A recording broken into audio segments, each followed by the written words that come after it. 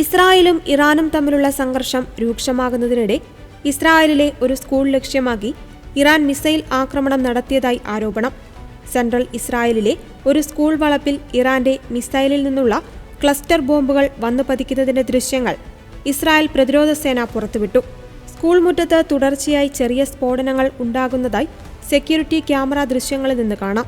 Cluster ബോംബുകളുടെ പ്രത്യേകതയായ sub മ്യൂണിഷനുകൾ ചിതറിത്തെറിക്കുന്നതാണ് വീഡിയോയിലുള്ളത്.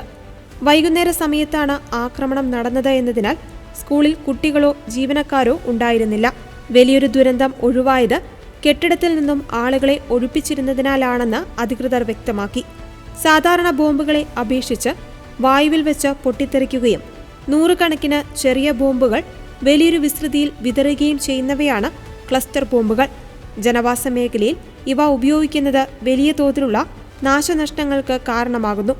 ഇത് അന്താരാഷ്ട്ര നിയമങ്ങൾക്കും വിരുദ്ധമാണ്.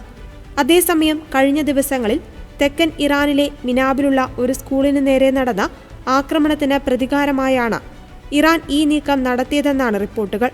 മിനാബിലെ ആക്രമണത്തിൽ വിദ്യാർത്ഥികളടക്കം 165 പേർ കൊല്ലപ്പെട്ടതായി ഇറാൻ അവകാശപ്പെട്ടിരുന്നു. പ്രതിദിനം ഇസ്രായേലിലെ പ്രധാന നഗരങ്ങളെ ലക്ഷ്യമിട്ട് ക്ലസ്റ്റർ ബോംബുകൾ ഇറാൻ പ്രയോഗിക്കുന്നുണ്ടെന്ന് ഇസ്രായേൽ സൈനിക വക്താവ് ലഫ്റ്റനന്റ് കേണൽ നദവ് ഷോഷാനി പറഞ്ഞു. സംഘർഷം 3ാം വാരത്തിലേക്ക് കടക്കുമ്പോൾ ഇരു രാജ്യങ്ങളും തമ്മിലുള്ള വ്യോമാക്രമണങ്ങൾ കൂടുതൽ ശക്തമാവുകയാണ്.